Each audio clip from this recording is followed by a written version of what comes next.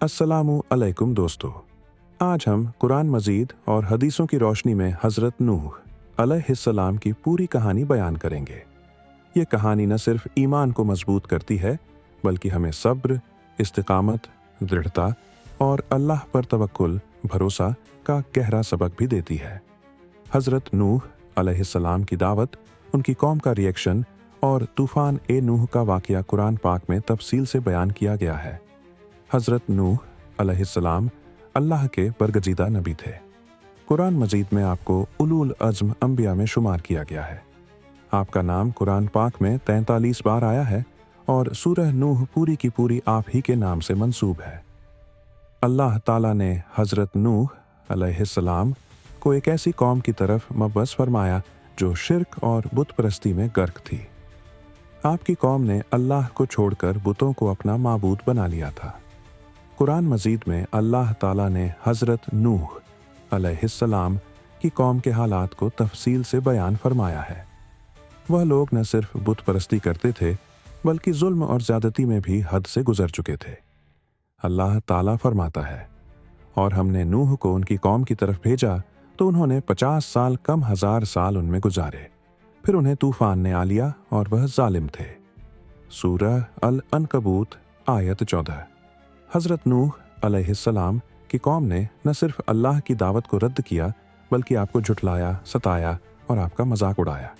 वह कहते थे, ऐ नूह, तुम हमसे झगड़ते हो और बहुत झगड़ा कर चुके हो, तो ले आ हमारे पास वह चीज़ जिसकी धमकी तुम हमें देते हो, अगर तुम सच्चे हो।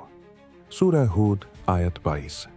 हज़रत नूह अलैहिस्सलाम ने अपनी कौम को 950 साल तक अल्लाह की राह पर बुलाया।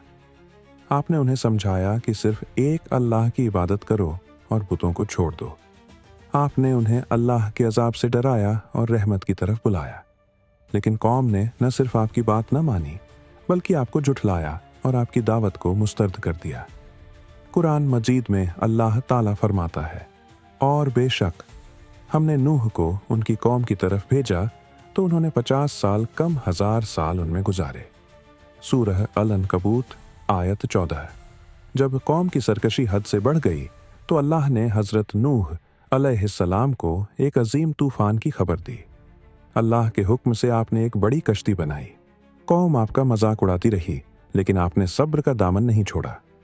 कुरान मजीद में अल्लाह ताला फरमाता है, और हमारे हुक्म से कश्ती बनाओ और जालिमों के बारे में मुझसे बात न करो, बेशक वह गर्क होने वाले हैं। सूरह हूद आयत 37। हज़रत नूह अलैहिस्सलाम ने अल्लाह के हुक्म के मुताबिक कश्ती बनाई और हर जानदार की एक जोड़ी को कश्ती में सवार कर लिया। जब कश्ती तैयार हो गई तो अल्लाह के हुक्म से आसमान से बारिश होने लगी और ज़मीन से पानी उबलने लगा। तूफ़ान ने हर काफिर को गर्क कर दिया और सिर्फ वही लोग बचे जो कश्ती में सवार हुए।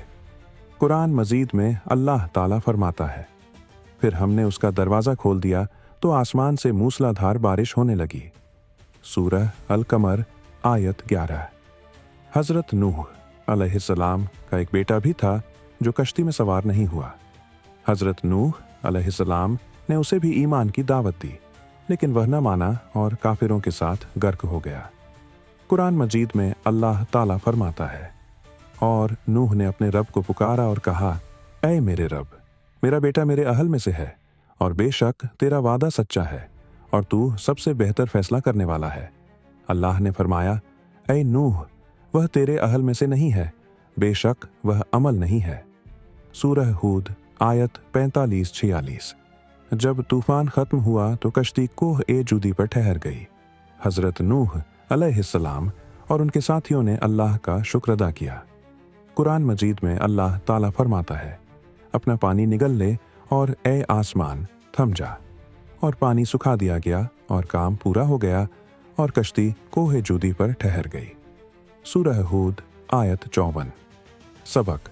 हज़रत नूह अलैहिस्सलाम की कहानी हमें यह सबक देती है कि अल्लाह पर तवक्कुल करो, चाहे हालात कितने भी मुश्किल हों। सब्र और इस्तिकामत से काम लो, क्योंकि अल्लाह सब्र करने वालों के साथ है। हक़ की दावत देने में कभी हिम्मत न हारें, चाहे लोग कितना भी इनकार करें। हदीसों में भी हज़रत नूह अलैहिस्सलाम का जिक्र आया है। रसूलुल्लाह सल्लल्लाहु अलैहि वसल्लम ने फरमाया, क़यामत के दिन सबसे पहले जिस शख्स का फैसला किया जाएगा वह नूह अलैहिस्सलाम होंगे। सहीह बुखारी। अल्लाह हमें भी हज़रत नूह अलैहिस्सलाम की तरह सब्र, इस्तिकामत और अल्लाह पर तवक्कुल करने की तौफीक अता फरमाए। आमीन। अगर आपको यह कहानी पसंद आई हो तो इसे अपने दोस्तों और अजीज़ों के साथ ज़रूर शेयर करें। शुक्रिया।